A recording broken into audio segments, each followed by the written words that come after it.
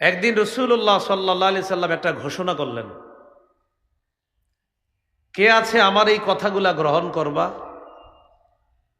নিজে আমল করবা, অন্যকে শিখাইয়া দিবা। ফাকালা আবু হুরায়রা রাদিয়াল্লাহু তাআলা আন কুলতু আনা ইয়া রাসূলুল্লাহ। রাসূলুল্লাহ সাল্লাল্লাহু আলাইহি সাল্লামের বিখ্যাত সাহাবী, হাদিস জগতের সম্রাট আবু হুরায়রা রাদিয়াল্লাহু তাআলা আনহু বললেন, হুজুর আমি আছি, আমি আপনার কথা শুনবো, নিজে আমল করব, অন্যকে শিখাইয়া দিব। কোন সাহাবী? রাসূলুল্লাহ সাল্লাল্লাহু আলাইহি সাল্লামের এই সাহাবী বললেন, হুজুর আমি আছি। নবীজিকে ইসলাম গ্রহণ করার পর মাত্র পেয়েছে 3 বছরের বেশি, কিছু কম বেশি সময় আবু হুরায়রা রাদিয়াল্লাহু তাআলা। কিন্তু নবীর হাদিস সবচেয়ে বেশি বর্ণনা করা সাহাবীদের মধ্যে তিনি একজন। সাহাবীরা ওই যুগেই জিজ্ঞাসা করছে, আচ্ছা আবু হুরায়রা, তুমি এত হাদিস কিভাবে বলো? তুমি তো নবীজিরে বেশি দিন পাও নাই, ইসলাম গ্রহণ করার পর নবীজি তো 3 বছরের মাথায় ইন্তেকাল করছে। তা আবু হুরায়রা রাদিয়াল্লাহু তাআলা আনহু জবাব দিয়েছেন, সাহাবীদের মধ্যে কেউ যাইতেন মাঠে, কেউ যাইতেন ঘাটে, কেউ বিভিন্ন ব্যস্ততায়, কারো দুনিয়াবি অনেক ব্যস্ততা ছিল, কিন্তু আমার খানা থাক বা না থাক সারাক্ষণ নবীর দরবারেই পড়ে থাকতাম।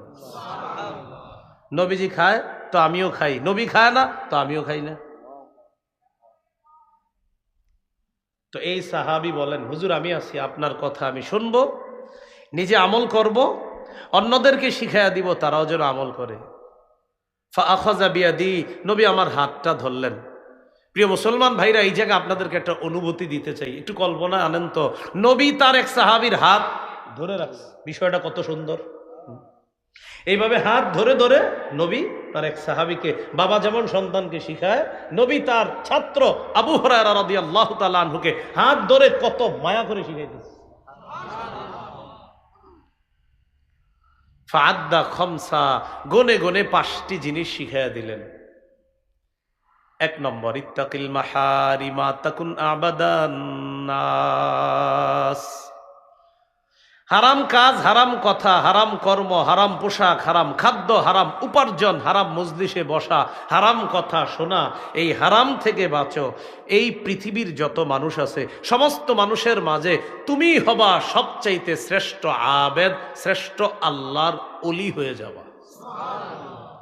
যেমন এখানে আপনারা যারা বসা, আমরা যারা বসা, আপনাদের অনেককে হয়তো এলাকার সবাই এত ভালোভাবে চিনে না, চিনলেও ওই উত্তরপাড়ার অমুকে বাস এতটুকুই, কিন্তু ভাইরাল না, বা আপনাদের কেউ জনপ্রিয় না, বা আপনার অত মানুষ চিনেও না। কিন্তু জানেন, আপনি হারাম খান না, হারাম শোনেন না, হারাম পড়েন না, হারাম খাদ্য গ্রহণ করেন না, হারাম কথা বলেন না, হারাম পোশাক পরেন না।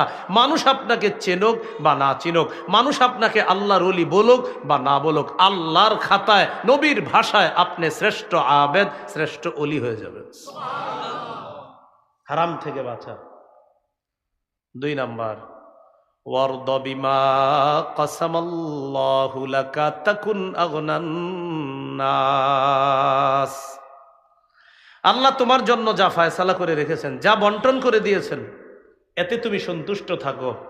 তুমি মানুষের মাঝে সবচেয়ে স্বনির্ভর বান্দা হয়ে যাবা, তুমি মানুষের মাঝে মনের দিক থেকে সবচেয়ে ধনী মানুষ হয়ে যাবা।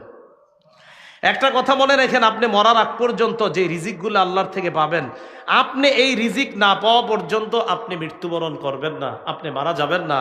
নবীজি সাল্লাল্লাহু আলাইহি সাল্লাম বলেছেন, তোমাদের কেউ মৃত্যুবরণ করবা না যতক্ষণ না পর্যন্ত তার বরাদ্দকৃত রিজিক শেষ না হবে। তাই শোনো আমার উম্মত, লা ইয়াহমিলান্নাকুম ইস্তিবতাউর রিজকি ফি মাআসিল্লাহ, গুনাহের মাধ্যমে রিজিকটা পকেটে ঢুকায়ও না।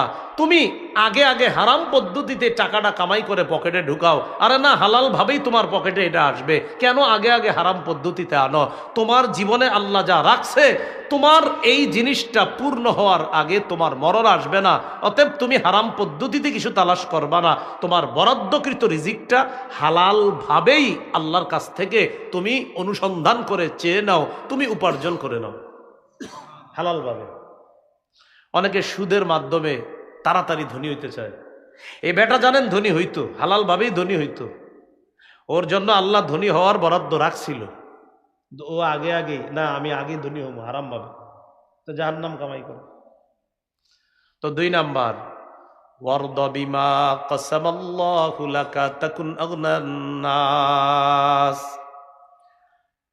আল্লাহ তোমার জন্য যা বরাদ্দ করে রেখেছেন, যা ফয়সালা করে দিয়েছেন, এতে তুমি খুশি হয়ে যাও। তাকুন আগনান নাস, মানুষের মাঝে তুমি সবচাইতে স্বনির্ভর বান্দা, মানুষের মাঝে সবচাইতে মনের দিক থেকে ধনী মানুষ হয়ে যাবা। এটা হলো 2 নাম্বার। 3 নাম্বার, ওয়া আহসিন ইলা জারিকা তাকুন মুমিনা, প্রতিবেশীর সাথে উত্তম আচরণ করো, তুমি খাঁটি ইমানদার হয়ে যাবা। আপন 2 ভাই, প্রতিবেশী তো দূরে, তো আপনারা ভাইয়ারা আলাদা থাকেন, আলাদা থাকতেই পারেন, পর্দাপশিদার জন্য আলাদা হয় এক সময় ভাই ভাই। তো আলাদা হওয়া মানে কি আগামী 20 বছর আর কথা বলবেন না দুইজন? 20 বছর কথা বন্ধ। এটারে কেন্দ্র করে ভাতিজা চাচারে সালাম দেয় না কেন? আমার আব্বা আর আমার কাকা কথা কয় না, তাই আমিও সালাম দিব না কাকা। দেখেন, আমরা 2 জন ভাই ভাই, কথার কথা, আমাদের মাঝে মানবিমান হইতে পারে, আবার ঠিক হয়ে যাব, কিন্তু আমাদের 2 জনের মানবিমান আমাদের সন্তানদের মাঝে কেন যাবে? ভাইয়ে ভাইয়ে একটু মানবিমান হইতে পারে, তো একজনে আপনার চাচা লাগে, আরেক দিক দিয়ে জ্যাঠা লাগে সম্পর্কে। আপনি জ্যাঠাকে সালাম দেন না কেন? তুমি জ্যাঠাকে সালাম দাও না? আমার জ্যাঠা আমার আব্বার সাথে কথা বলে না। চাচাকে সালাম দেয় না, চাচাকে কেন সালাম দিলেন না? আমার চাচা আমার আব্বার সাথে কথা বলেন। আরে চাচা আর বাবা কথা বলে না, সমস্যা আপনার কোথায়? তো নবী বলে প্রতিবেশীর সাথে উত্তম আচরণ করো, খাঁটি ইমানদার হবা। প্রতিবেশী পরে, আপন ভাইয়ের খোঁজ নিছেন নিদে, কথার কথা। আমি বলছি না এমন এই এলাকায় কেউ আছে, এমনি বললাম। 4 নাম্বার, ওয়া আহিব্বা লিন্নাস মা তুহিব্বু লিনাফসিকা তাকুন মুসলিমা, নিজের জন্য যা পছন্দ করবা, মানুষের জন্য তা পছন্দ করবা, তুমি খাঁটি মুসলমান হয়ে যাবা।